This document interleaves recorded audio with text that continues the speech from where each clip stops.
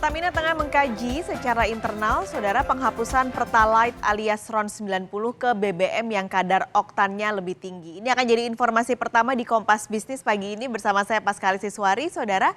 Nah, hasil kajian ini nantinya akan diusulkan ke pemerintah.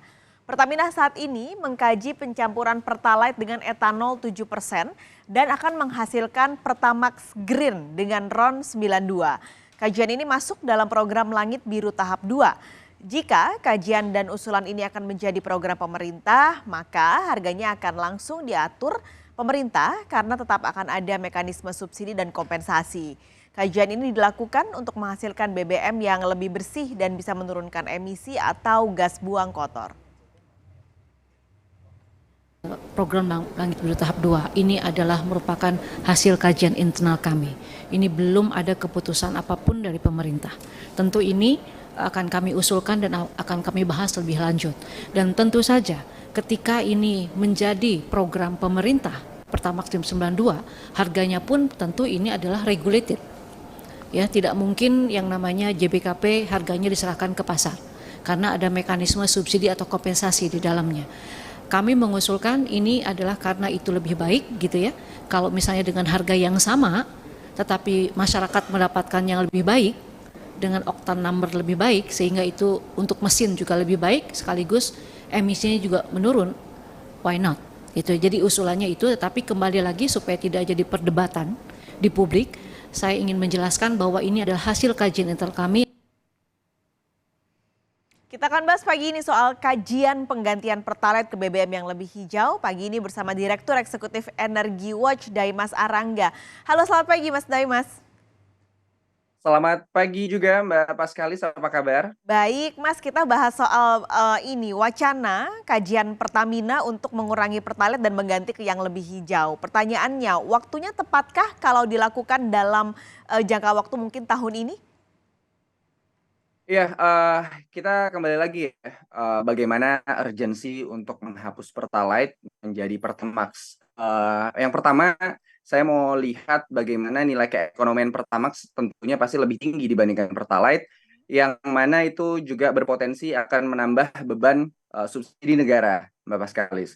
Yang kedua, di sini kita juga perlu merujuk pada Kepmen ESDM nomor 37 terkait JBKP. Tadi sempat dibahas juga ya oleh Bu Nike, itu akan dikembalikan lagi. Pertamina hanya mengusulkan. Nah, itu juga bagian dari salah satu variabel yang perlu dipertimbangkan. Lalu yang ketiga terkait emisi. Saya rasa BBM dengan oktan number 90 itu sudah cukup sesuai dengan kondisi kendaraan yang ada di Indonesia, apalagi memang mayoritas memang pengguna motor yang mana kompresi mesinnya tidak begitu tinggi sehingga RON 90 dirasa sudah cukup. Begitu pula mobil-mobil yang memang beredar, masih cukup banyak mobil dengan cc antara 1000 sampai 1500 yang mana tidak membutuhkan bahan bakar dengan kebutuhan kompresi tinggi ya, seperti RON di atas 90. Mungkin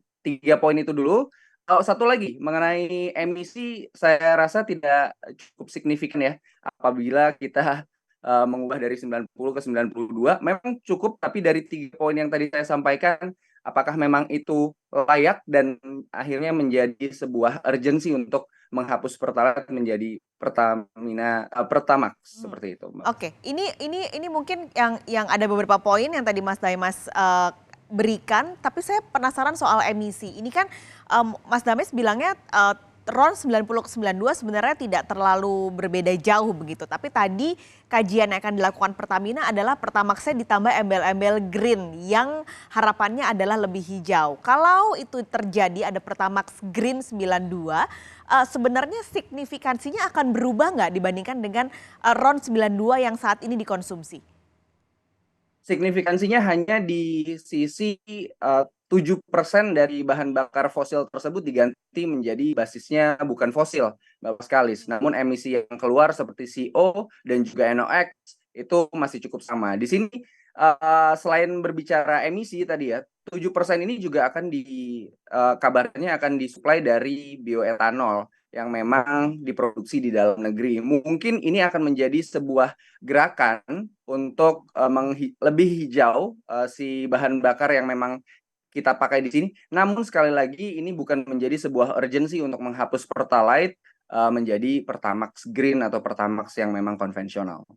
Kalau tadi ada campuran etanol 7%, ada juga kemungkinan memakai salah satunya adalah bioetanol yang dibuat di dalam negeri. Apakah nanti harganya kemungkinannya bisa lebih murah dibandingkan dengan Pertamax yang saat ini dijual? Dan kalau begitu apakah kalau nih misalnya nanti benar-benar disetujui oleh pemerintah akan diganti menjadi Pertamax, perlukah subsidi dari pemerintah untuk BBM baru itu? Iya, kita perlu melihat dari berbagai aspek ya. Di satu sisi memang itu akan mendukung seperti halnya diesel yang memang saat ini sudah sampai di 35% ya, campuran menggunakan palm oil dan juga minyak yang lain. Dan ini mungkin juga yang didorong oleh Pertamina bagaimana pemanfaatan bioetanol sebagai campuran untuk Pertamax atau bahan bakar yang lain. Nah, di sini terkait harga pasti akan merujuk pada keekonomian dan juga harga global. Bagaimana harga keekonomian yang memang sudah ditetapkan itu nanti akan berfluktuasi juga berdasarkan dari harga komoditas tersebut. Kita perlu melihat tadi ketika misalnya Pertamax ini disubsidi menjadi JBKP, tentunya ini juga mekanisme penetapan harganya tidak hanya berhenti di Pertamina, namun ini menjadi bahan bakar jenis penugasan khusus yang memang menjadi tanggung jawab negara. Lagi-lagi kita kembali ke pertanyaan awal, apakah memang ini sebuah urgensi untuk memberikan Pertamax subsidi seperti Pertalite atau mungkin juga Pertalite-nya dihapuskan? Ini masih menjadi pertanyaan juga di ranah kami para pengamat melihat bagaimana proses kajian ini berjalan. Lalu satu sisi lagi kita kalau menimbang ya Pertalite saat ini sudah disubsidi, Pertamax itu mengikuti harga pasar. Apakah memang menjadi sebuah urgensi untuk mendorong Pertamax yang memang lebih hijau untuk disubsidi sebagai pengurang emisi. Seperti itu Mbak Paskalis. Oke, kembali bicara soal urgensi, sepertinya saat ini belum dibutuhkan, tapi kita kembali berandai-andai, Mas Daimas, kalau nanti memang ternyata diputuskan tidak ada lagi RON 90, apakah artinya SPBU swasta yang saat ini masih menjual RON 90 juga harus menghapus dari daftar jual mereka?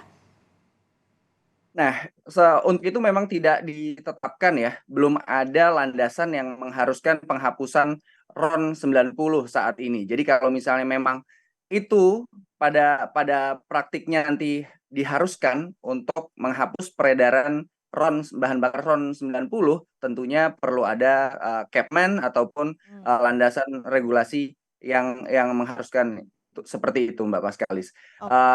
Dan juga tadi yang saya lihat latar belakangnya tidak hanya Indonesia tapi negara-negara lain dengan kondisi yang sama itu juga masih menggunakan RON 90.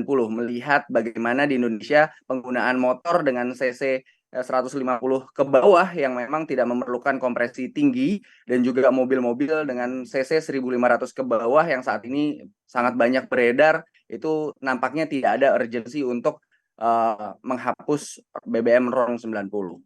Oke, karena tadi juga perbedaannya ternyata tidak terlalu signifikan ya Mas, emisinya untuk 90 dan 92. Betul, Mbak Paskalis. Oke, jadi kajian ini tentu membutuhkan benar-benar faktor-faktor yang mumpuni untuk bisa menghasilkan apakah nanti sudah tidak ada lagi RON 90 di Indonesia. Mas Daimas, terima kasih sudah berbagi pandangan pagi ini di Kompas Bisnis. Sehat selalu. Sehat selalu, terima kasih banyak Mbak Paskalis.